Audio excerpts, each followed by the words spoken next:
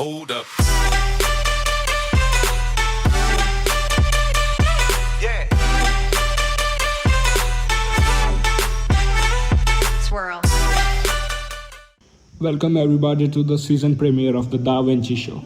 I'm your host Chris, and today we have a very special guest on the show. He's a young entrepreneur from Pune and author of 2 books, Mr. Vikrant Chaudhari. Vikrant, can you introduce yourself? Hello, Chris. It's a pleasure to be here. I'm Vikrant. I'm a 17-year-old financial blogger. I write mainly on investing in the stock market and trading in the financial market. And I'm an author of a couple of books on investing, and I have started a YouTube channel. Well, great then. Why don't you give us a brief overview on investing? Investing is something you don't learn in schools or colleges. Most people don't know a thing or two about investing. So simply put, investing is the art of making money from money. That's all investing is. Well, you see, there are so many developing countries in the world right now, and there are a lot of startups coming up. So, what's the overview of investing in startups? I'm mainly an investor in the stock market. I'm not exactly a venture capitalist or an angel investor, but I do get pitched by a few startups every now and then. So recently I read that every second 3 startups are formed, and taking funding from angel investors and venture capitalists is sort of a fad in today's world. But the truth about, or the dark truth about venture capitalism is that most startups just suck.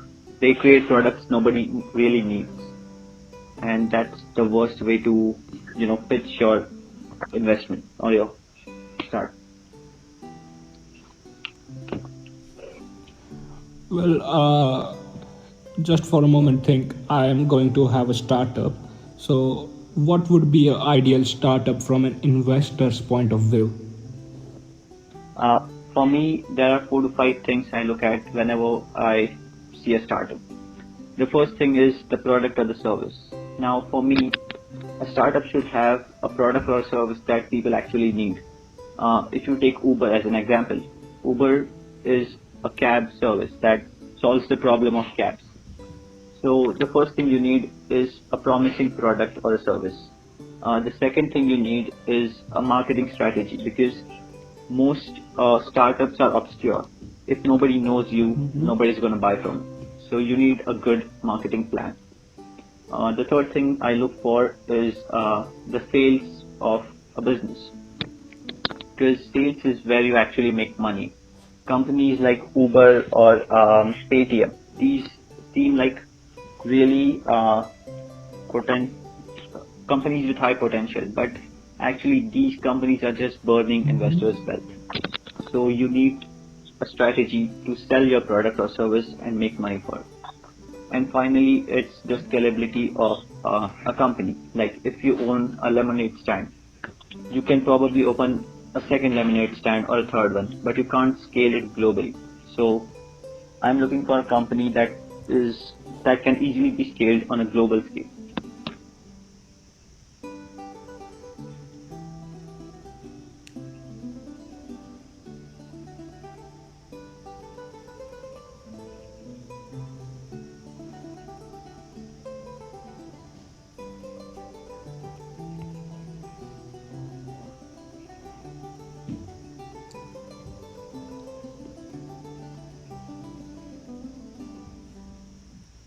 Well, great.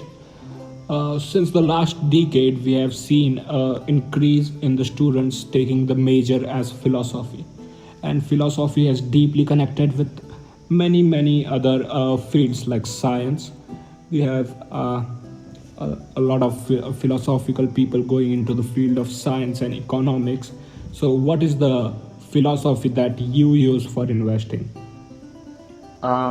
My philosophy for investing focuses on buying undervalued companies at a cheap price and holding on to them forever. That's what I focus on. Then how do you select the stocks from those companies? I have a 7-step process on how I analyze a stock. The first thing is I look for is the P ratio, the EPS, and all these basic things. Like, just whenever I take a glance at the stock, I know if this company is worth looking into or if this company is complete garbage. So that's the first step. That's the basic ratios and analysis. The second step is I look for companies that I understand. Like, I understand what Uber does. I understand what Tesla does. But I have no idea what B2B businesses like Vedanta does. So I look into the business model of the company. The third step is looking at the financial reports of the company. That's the balance sheet, the cash flow statement, and the income statement. So that is where most of my time goes. The fourth stage of investing is I look for peers of the company. Like if I am comparing, let's say Reliance. So if I'm analyzing Reliance Industries, I look for other companies in the same marketplace like ONGC,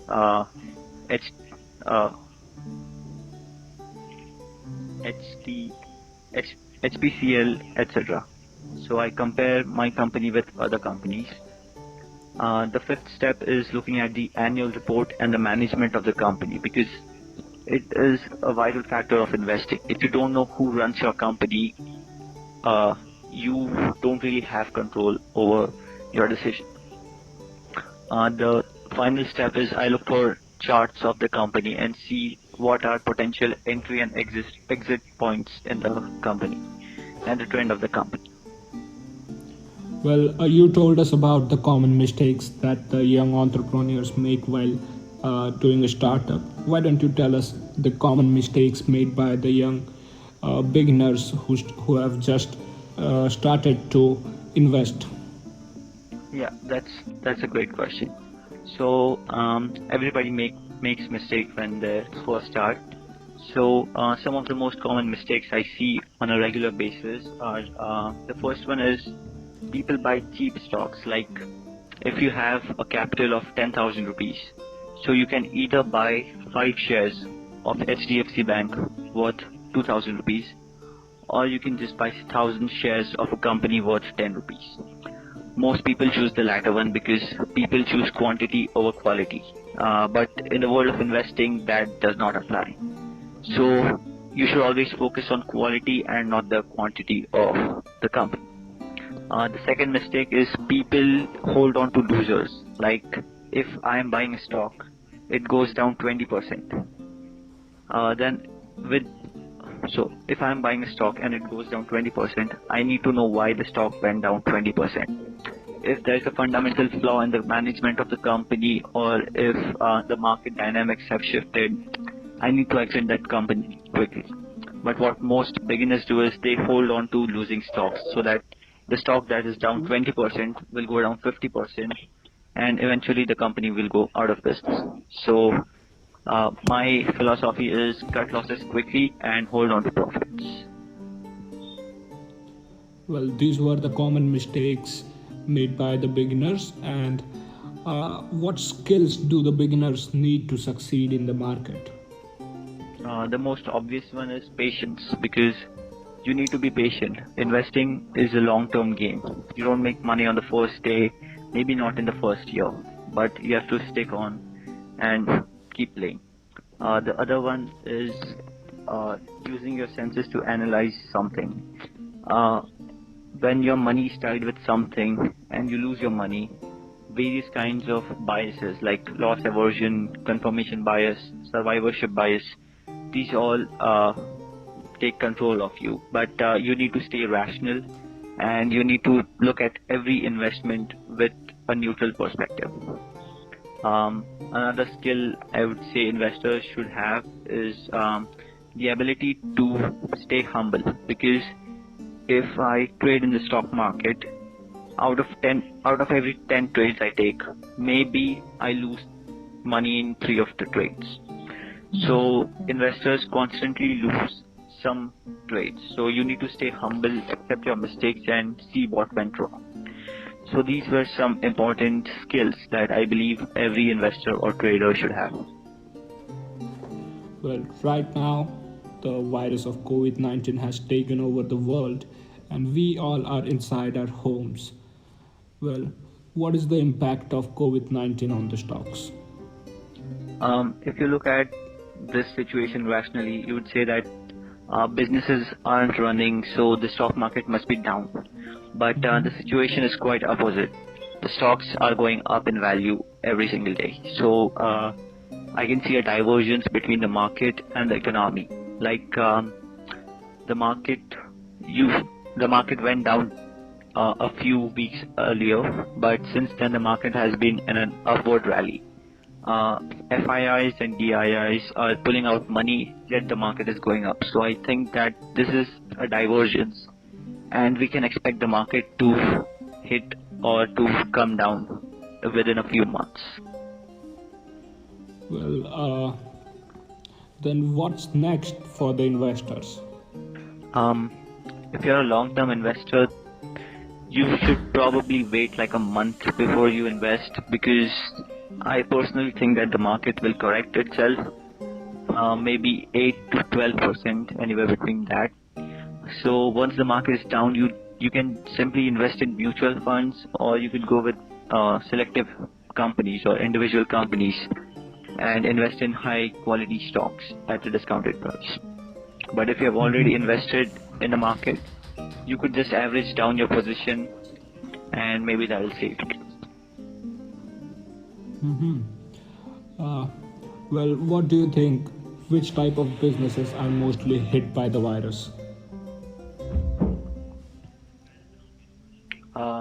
This is kind of an obvious question, like restaurants and other businesses that require people around them are hit, while businesses like Facebook, Amazon are not hit so much because these are e-commerce or online businesses. So offline businesses, airlines have a huge impact. Yeah, great. We've seen technology impact our lives. Well, 20 years ago, we couldn't have a mobile phone, and now we can do whatsoever we want on the mobile phone. Well, what do you think the technology has impacted the stock markets like? There are positive and negative impacts of technology. And the positive impact is investing has become very easy. Like if you want to open an investment account, you just need like an hour. So you'll be able to invest paperlessly in stocks or mutual funds. But a disadvantage to retail investors is the rise in algorithmic trading. Like 65% of market orders are completed by algorithms or quants, and these quants have significant edge over rest of the competition. Well, there's one more household name, that is Silicon Valley. Well, we all have heard of Silicon Valley. There are so many technology companies there, like Apple, Tesla, and the other major companies. Well, why are they so concentrated in that place? Well, it's more like if you consider acting in India, the first place you think of is Mumbai. Majority of the actors are from Mumbai. Similarly, majority of venture capitalists and a lot of multi-billion-dollar companies are from Silicon Valley. So that's kind of like a place for investors and entrepreneurs. But you don't necessarily have to be there to become successful. Are there any factors that affect the concentration of these venture capital funds and hedge funds in the valley? Yeah, definitely. On top of my mind, something called the network effect affects this. Let's take an example. You use Instagram because your friends use Instagram. You don't use MySpace or WeChat because nobody uses it. Similarly, A lot of startups, successful startups, are already in the Silicon Valley. That's why most startups go there. So just because people are successful there, it attracts many more people. Well, do you think there is any particular advantage to have a startup in the Silicon Valley? It totally depends. Like, if you have a great product but your team sucks, you don't have an advantage. But if you have a terrible product and your team is awesome, you still don't have an advantage. So it totally depends on all the factors considering. Like, some companies have awesome products, awesome teams and all that stuff, but they are launched during wrong times, recessions. So they don't work out. Similarly, certain companies have decent products and a decent team, but they are launched at a great time. They certainly have an advantage over other people. Well, the combination of economics and technology is very interesting. It's taking us to a new part of economy, that is cryptocurrency. Can you explain us in brief what is cryptocurrency? Cryptocurrency, or Bitcoin as most people recognize it, is a form of decentralized currency that works without any government control over it. It's a pretty interesting subject to look into. Well, do you think there is any future scope for cryptocurrency to be used in a major scale? Cryptocurrencies like Bitcoin or Ethereum can be looked at from two different perspectives.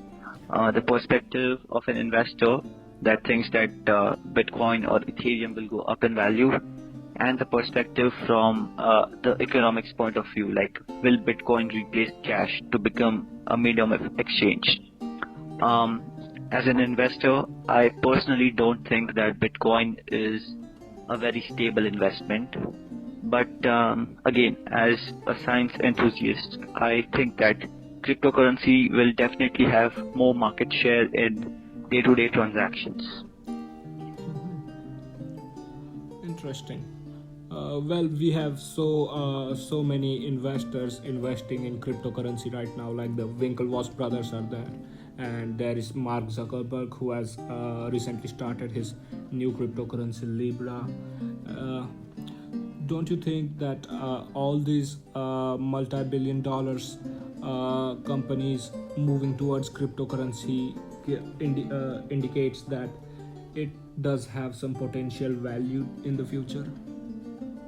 Yeah, it has value as a medium of exchange, but it does not have a lot of value as an investment, because anything that moves like 20% in a day cannot be called as an investment. That's a speculation. Well, so you mean it is just like they don't want to take any chances in the future, so they are investing in it? Yeah, if you have a lot of cash lying around, you have a well diversified portfolio in stocks, real estate, bonds, and all the other things, and still if you have some leftover money, then cryptocurrencies can be a good option, because even if it fails, you wouldn't lose a lot of your money. Well, Vikrant, so what would you conclude about the current scenario in the stock market? My views on the current situation of the stock market would be, buy right and sit tight. That's a motto we use in the stock market. You buy amazing companies like Reliance, HDFC, TCS, Asian Paints, DMart, etc. at the right price, and you just invest for long term while focusing on risk management. That's something that will work even 20 years from now.